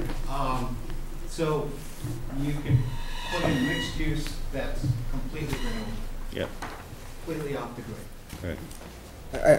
Okay, but I want to make sure we all understand, we're looking to maximize our flexibility, meaning that this is the first step of a potential use of the land. And I think we've been very specific in saying we're not committed 100% to anything, but we do want to start putting something out there to understand. To your point, I mean, to me, you said, I started in this as an RFP, then I found out there's an RFQ, and I said, well, that seems to give me more flexibility. I like that version better. Now I'm hearing RFI, which sounds like it's non-binding, it's informational, it sounds like that should be the stuff we're looking for you to bring to us. This is the first step to actually bring proposals to the table to react to. Right now, it's just words. And there are a lot of, and I don't mean to dismiss what you're saying, a lot of good ideas. If we could have a supermarket there tomorrow, I think we'd probably say, let's do that. But we need to start getting real ideas and proposals brought to us that we can actually make informed decisions on, and I think this is just the first step. So I don't want to get anybody to a point where we're saying we're locked into anything, because I don't believe we are. Town council's going to make sure we don't get locked into anything. Right. Right? And I've got great uses for the property, but, I mean, it would cost the town money up front. But recreation facilities in this state are making money right now. Making a lot of money. Soccer bubbles, things like that. Let me tell you what, you put soccer fields out there. Right, but hold on. That's the other side of the hill. Why does it have to be? Because when this went, we tried to swap these sides of the hills before and said, okay, let's put the municipal stuff on that side and put the commercial stuff on this side, and it caused a big, huge uproar. So right now, all we have to generate any money commercially right now is that side of the hill, where we have the complete other side of the hill to build as many fields as we want. Right now, we use it for parking, for the Mendon Country Fair and for Kevin's Car Show. So, you know. I'm not disagreeing, Lonnie. I'm just saying. But I know, I'm with you 100% on what you're saying, too. I'm not even saying that. Let's look ahead 20 years. What are Mendon's needs? Let's forget about here and now. That municipal property maybe becomes a school or a community center, or maybe we need optional field space on the other side of that river. Maybe you could do something. Maybe that's a better, you know, we got to start, this town has to start thinking years in advance. I mean, I can tell you from the planning level. I mean, this town hasn't been. And maybe the best use of the property is not this. Maybe the return that I'm looking at here is not enough to give up that property. But maybe it is. Maybe it is. We don't know until someone brings that to the table. Right, and I would hope the time, whether it was land use, planning board, whoever met with Northeast Realty has expressed this. So this should not be. Absolutely. Now, we met with folks back in November, December, and of all the committees. Right. Then we presented a number of options to you guys in the January meeting. We kind of sorted down, sifted down. Now we're looking at potentially a 3-megawatt baseline. Maybe it comes in less than that. We won't know until we run the RFQ. But even, you know, in the end, I mean, we're talking about, well, maybe we don't now have space for recreation. Well, you don't have to build it there. I mean, I know what these other communities got when these plants went in. And, you know, whoever's gonna take up a huge chunk of property on Route 16 should be willing to part with some revenue to build a decent recreational facility for this community. That, funny you should mention that, because I think that's probably something you might touch on at some point. Yes, we've actually talked about that in the last meeting, and that can be part of the RFQ if that's what the selectmen and the town would like to see, where we ask for a fixed fee, part of the proposal to the solar companies, and we just say, oh, by the way, the town wants X amount of money for recreation to be built someplace in the town. Discussed that right from No, the it's, beginning. we've continued that discussion. Just wanna make sure it didn't get lost. Didn't get lost, Bill. But I just want to jump back to, I'm sorry. Can We'll wait on the questions, go ahead. I- Back to the situation that Mr. Giles brought up in terms of, so we come back and they say we can only get a 1 megawatt in. Then we just want to make sure we run these numbers that you have in this deck, which is pretty much all based on 3. Well, again, we're basing the numbers on a per megawatt price. Right. That number, we believe the market is someplace between 17,500 and 20,000 per megawatt. So if we only build 1 megawatt, that would be the number, the So annual rent. those folks that come back to us in response to the RFQ are going to know what they're allowed to build. We don't want to get to a point where we think we're getting 3 and then they come back and say, oh, no, we can only do 1, and therefore it's cut in a third. No, I believe they're going to tell us in the proposal how much they plan to build, whether this- it's 3 or 1. Plan to versus commit to in terms of cost, because I would say, to Bill's point, 1 megawatt may not be worth the land it's on in terms of revenue. So what we want to make sure is when they come back and when this gets going, they commit to a 3. I want the revenues from a 3 as a, you know, it's up to them to make sure they get the permitting and all that approved, but the dollars and the revenue to the town should be that of a 3 at the point we agree to this. And if they can't pull it off right away and they need to defer and build it out, does that make sense? It does, and I think it's best to town council's comment that, you know, at the end of the day, based on what comes back, you could not accept any of it, and then we drop the solar development, and now we move Right. on to the, you know, development opportunities. Right. And maybe, commercial and maybe projects. my comment should be more to town council in the sense of the way this thing comes down is, I just don't want to have somebody say, we're gonna go with 3, and they come back with a 1 and say, oh, by the way, the revenues are for a 1 versus what we thought when we're, does that make sense? Right. I'm Well, rambling now. Of course it does, and I mean, the devil is in the details, and I mean, some of the things that we will, I hope, get to tonight is the assurances of performance and timely performance. So we go through this process, we get someone who says, I'm interested, and I'll put in 3 megawatts. How much time do they have to get their permits, to get their connection permits and everything else before we get any money? And what happens if they don't? Right. None of that is especially clear to me, but it should be clear before we do this. I can answer that for you. There would be no Just, revenues until all permits are well, I just want to make sure, you're saying that should be stated specifically in the RFQ before it goes out? Well, I think we ought to take it into account, because again, you know, how much time do we reasonably have to give the successful proposer to get from the proposal to a shovel in the ground? Is it 6 months? Is it 18 months? Is it 2 years? I think it's longer than you might think. I think it's probably significant. What do you gentlemen think? Well, we talked about this in previous meetings, but yes, I think we're looking, depending upon the size, if it's 3 megawatts or less, we're probably looking at 12 to 18 months before you'd see anything operational out there. FY14. And is there any guarantee that, there is no guarantee that There's we're no gonna get- guarantee with the response of the utilities in this state has not been stellar. The DOER has put out some guidelines that if it was a 3+ megawatt site, the utilities are supposed to respond within 155 days. We haven't seen any responses back completed in less than 9 months, and a lot of them are running more than 9 months. If you're down 2 megawatts, 3 megawatts, they're supposed to be able to respond quicker.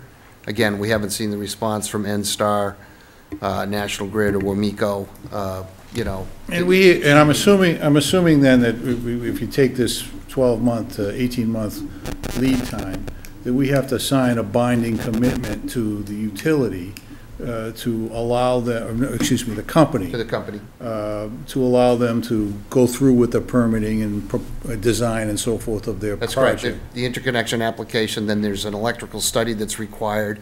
The permitting really just goes to the town planning board for a site permit approval. But it's really National Grid. Conservation issues too, Concom issues. Yeah, all of those will be addressed in the site plan review. So, let me play this out then. There was some discussion about bonding for this. Is there a bond being posted by the successful proposer? Not just a removal bond, I'm talking about a performance bond in that, you know, they're gonna do what they say they're gonna do. I don't know. Isn't that done through the site plan review No, it's not. in the order of conditions? No, it's not. No. We can, I mean, you could, They're concerned about site access, traffic, lighting. They're not, I mean, what we're concerned about is we're tying up this land for 18 months. We want to make sure you're going to do what you say you're going to do. And then once we sign the lease, are you going to finish the job or are you going to go bankrupt? Right. That, Mr. Amendoleo knows all about bonding, I'm sure. Oh, and one of the So reasons. I want to know how that Yeah. ties into this. Well, Steve, you might want to talk about that in the RFQ versus an RFP. Yeah. Well, No, it's not, that's not a versus. Unfortunately, this meeting has gone completely awry of what we intended this meeting to be. We were Well, here. no, let me interrupt you for a minute. Let me interrupt you for a minute. Not really. I mean, that's why we invited a previous selectman that was involved with the original purchase, town council, finance committee, planning board. This is a team effort here. We're all supposed to be part of the same team, so we're trying to flush out any new information, any issues. If someone says, well, did you think about this? No, we haven't. Gee, thanks for the heads up. So we're not here to criticize or say, you guys ain't doing your job.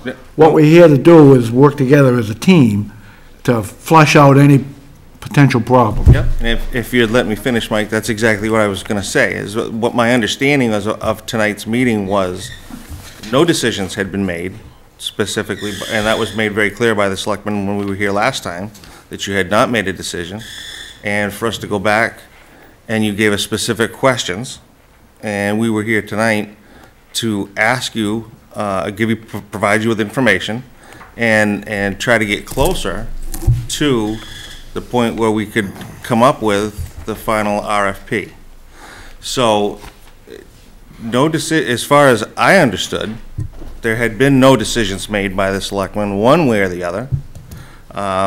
We were still in a fact-finding, and we had met with a number of people since the last selectmen's meeting to be able to come before you tonight and present that information so that you could make decisions, and based on that information, you may decide to move forward or not.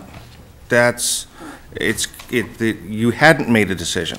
So that's what I meant, Mike, by this has gone the wrong way. I'm getting the feeling that people think that the decisions have already been made, and it was my understanding that the decision had not been made. And that's why we were here tonight, was to answer some more of your questions. And if tonight generated more questions, then we would go back and get those answers for you and come back again to answer those questions which were generated tonight.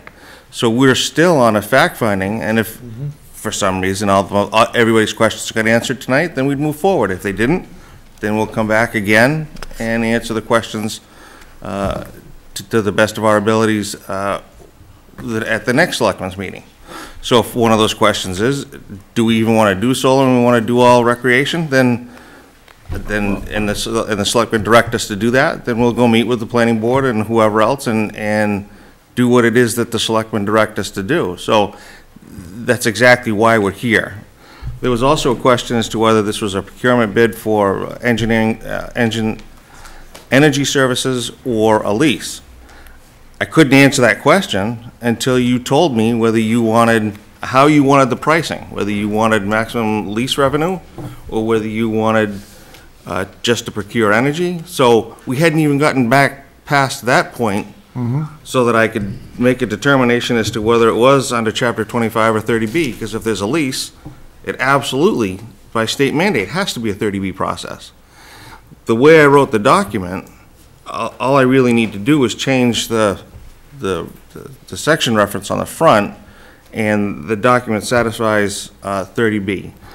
I brought a letter from the AG's office, and the reason I did it this way is the Inspector General, under those, under DOER, and even if you're replacing a boiler, in the last paragraph, it says, the recommendation from the Inspector General's office is that that rather than using Section 25, which exempts people from 30B, the DOER should advise these municipalities that that they should not use that, and alternatively, depending on the terms of the on-call contract, may want to use the Chapter 30B procurement for equipment and any on-call contracts. And that's why I gave you that that letter, Bob. It's the last page on.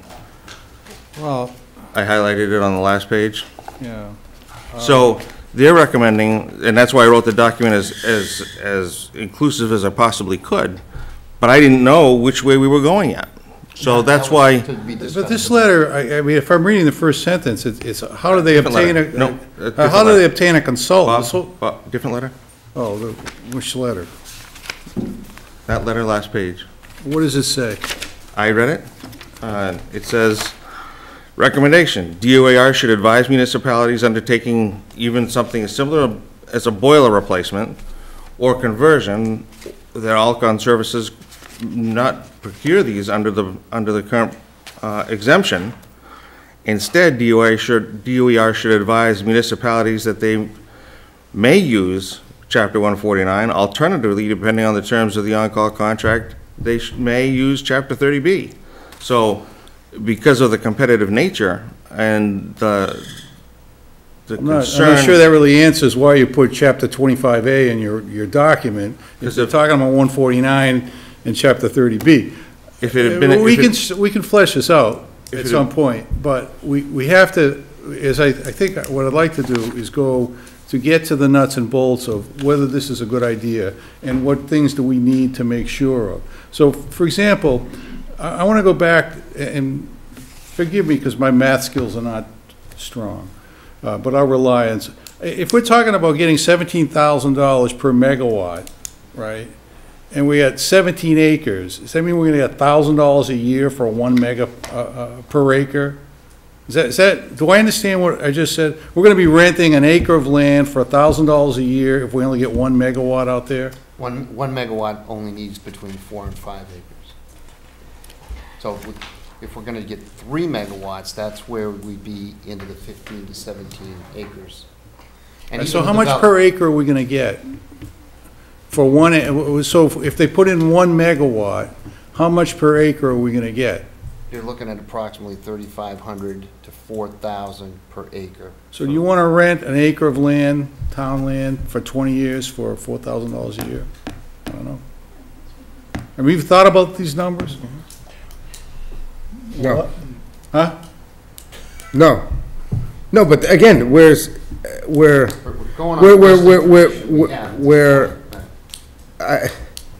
I'm just discouraged at this point. Well, I'm not discouraged. I am. I asked the question, you want to rent it for that much? I'm like, well, is that more than what we're getting now? I think you just need more information. Well, but I mean, the way to get. But hold on, I think that this is what we're trying to do. I mean, we keep saying, don't do this, don't do that, don't do this, don't do that. You need more information. This is what we're in the process of doing right now. I'm just aggravated. One RFP for the same piece of land. Sure you can. Well, I think You can have more than one, yeah. That's what we're saying we're gonna do, though. This first RFQ that we were discussing was to get ahead of the ball because you didn't need to do any engineering up there to find out about the megawatts. This isn't even the first RFQ. Last year, we had an RFP that people came in and said, this is a piece of junk, no one's going to go for it, and it was more broadly. It wasn't even this focus. So we asked someone to come in, why don't we help us out? They're trying to help us out. We're trying to get more information. So I guess I'm getting a little frustrated in terms of, I'm not sure what the harm is with moving ahead, at least to get more information at this time. Because you need more information. Oh. No, I mean, actually, Bob, I appreciate the points you're bringing up, and I think there's a lot of technicalities that we've got to be considering. I just would like to understand, when you bring them up, do they need to be in the RFQ, or are they part of the next step of the process? That's what I don't understand. In terms of the monetary, the value of the land, is it worth our while? I think that's the next step. Let's have somebody propose what they think they can do with it. What does that mean? I think at this time, given what I've heard and seen people talk about in general, this seems to be a viable use for land that's currently not doing anything but costing us money. So to some extent, there is a benefit to it. That would be my point of view. And until I see something more tangible to say, this is what it is or what it could be, I say we continue exploring. I think that's some of the, until the soil testing comes back, I think that's some of the problem. I mean, you don't know what. One meeting, guys. One meeting, guys. Hey, guys, one meeting, please. Hey, guys. And that's why we plan on, as soon as the thaw comes, we're going to do the soil tests and continue that process to see what. Because, I mean, obviously, if it has a commercial basis to it, it's worth more than. Who's gonna do the soil test, Mike? I don't, who's paying for that? Who's doing it? Where'd that go, Ronnie? Soil test, how's that's going to work? The town was gonna go down and dig the holes Alan. so that didn't cost us any money. Well, except for for time. And then whatever, can you answer that question?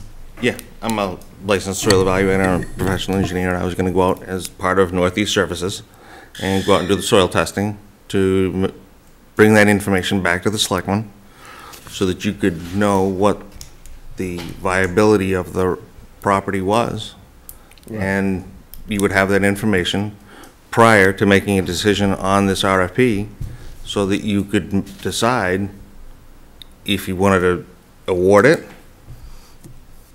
or what size, and what the potential development, or what the potential for different development was on the site prior to you making a decision. And that's what we had talked about in the schedule. Mm-hmm. My biggest concern, Bob, is that I put a lot of faith in your ideas and your concerns when it comes down to these things. So when I see you being concerned about it, it throws up concern for me in a big way. We worked together on a lot of items that that have been pretty big deals for the town. This being probably one of the biggest. But at the end of the day, I've also been pretty comfortable in the discussions that we've been having with Northeast. So it's I just want to make sure that, look, as far as it comes down to from your aspect, make sure that everything, and I know you always do, that just make sure that everything we're doing is perfectly legal and we're not going down a road that we're just going to be locked into something and now we've wasted time, but there's no out for it. Well, I mean, one of the things, thank you, Lonnie, for your kind comments, and I very much enjoy working with all of you. And my role as town council certainly is not to be an obstructionist. That's not my job. Right. And I try not to be one. And my job is, I think, to sort of check on the things that you've asked me to check on, but also, I think, tell you to think about issues that I don't know whether you've thought about them or not, and so the whole idea of how we're going to sequence this awarding of the contract, I want to make sure that you know that we're tying up a bunch of property for a period of time with essentially no consideration and no guarantee. It's fine. I've told you, you want to do it, that's good. I've done my job. You understand. That's all. Mm-hmm. Similarly, at some point, these gentlemen are going to ask you about how you want to structure the compensation to the town. Once you've made that decision, I'll try to make it all legal.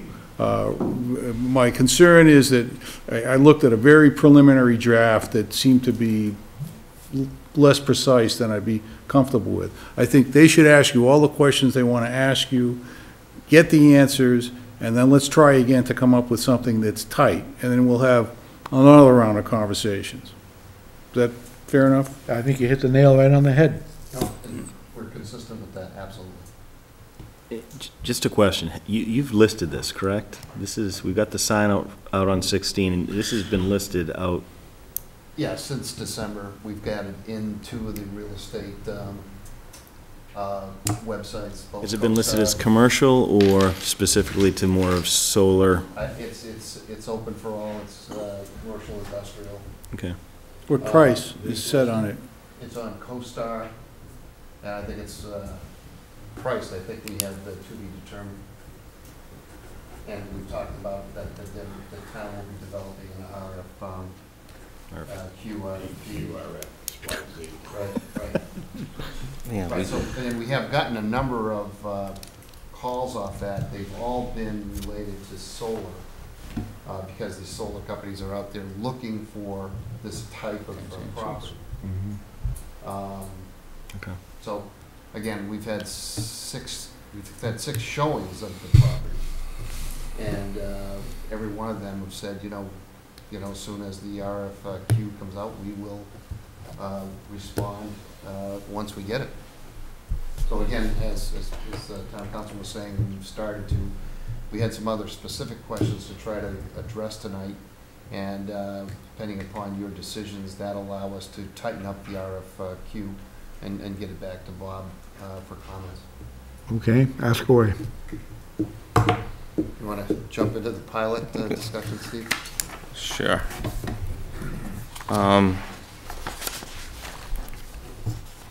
The property is currently owned by the town, so the land taxes are, you're exempt because it's owned by the town. And if the town was going to lease it, it still would be exempt because the town would still own the property. The pilot is based on the personal property, which is put on top of the land. So the pilot that would be generated is not less than somebody else would pay. It's market rate, because the land currently is not taxed. So there's like a bowl of money that's available when the solar developer is trying to figure out what he bids. And there's taxes, there's all of his different costs, and he figures out, based on all of his costs, what it is he can afford to bid and pay for in his lease price and in his potential rate for power to the town. But most importantly, for you, is the revenue generating lease price. So if the taxes are higher, the lease is going to go down, and vice versa, because it's all part of that mix. So that's what we were trying to, some of the questions that we wanted to get evaluated with the selectmen tonight, so we could put those concrete numbers into the RFP, and that way it would be easier for us to evaluate that when the responses come back, because there won't be any question as to what it is that the town is looking for. And basically, about the only unknown would be the lease price. So we'd be coming back, and people would be generating their response to you, and you would be looking for the highest revenue back to the town of Mendon. One of those items that we have to look at is the pilot, which is the payment in lieu of taxes as far as the personal property, so the solar array. And the reason that we use a pilot is that under the Green Communities Act, solar arrays are exempt from personal property tax. So the assessor could not assess them because they're exempt. But they do add value to the land. So the DOER and the DPU and the state agencies have come up with directing people to the pilot as a way to compensate the town for that increase in value of the land. So if this was private property, you would still get your property tax, and you'd enter into a pilot based on the increased value of the land because it's now generating revenue for the landowner. But the arrays themselves are tax exempt, so it's kind of confusing in the way the Green Communities Act was written. But that's the reason why we go to a pilot, because this is an avenue in which the town can assess it. Okay, so correct me if I'm wrong, but why would the developer want a pilot program if he doesn't have to pay taxes on the equipment because it's exempt? Because what was happening early on is the assessor would look at it and he'd say, well, I can't charge, say the property tax was, and I'm just throwing out numbers, $1,000 a year for the property. Yep. The solar array is non-taxable, so the assessor's looking at it going, well, yeah, but I want to get more revenue out of it because now it's different than just raw land sitting there. I can't tax the solar array, so I say, well, I think the land is worth more now because it's got a solar array on top of it, and I think it's worth $1 million. And I'm going to assess you $1 million in property tax. So there became a lot of lawsuits, and a lot of people were arguing. People were appealing those assessments to the Department of Revenue. Okay. And so the way that the Department of Revenue and DOER came up with the solution was to come up with the pilot program, so that the town does get compensated for that, because there is a real value to that land now that wasn't there before. It's generating revenue. Does that answer your question, Lonnie? How much? So how much is the question? And as Steve said, we'd like to come up, and we're gonna make some recommendations tonight based on what other towns have done. Now, up until this point, because Mass Green Communities Act was really just started, it was passed in 2008, really got started in 2010. This whole pilot thing has been a subject of discussion for every town that's looked at solar, you know, since 2010, 2011. Now we have some baseline on which to look at other towns. And in your packet there, you have 9 towns on the very top of the list that have completed pilots. If I can just finish the thought on the pilot. Some towns, because they want to generate the maximum revenue from the lease, have waived the pilot and have waived other fees, waived building permit fees, waived all of those items in the RFQ to maximize their lease revenue. So that, again, you're just dealing, because there's only so much money in the pot.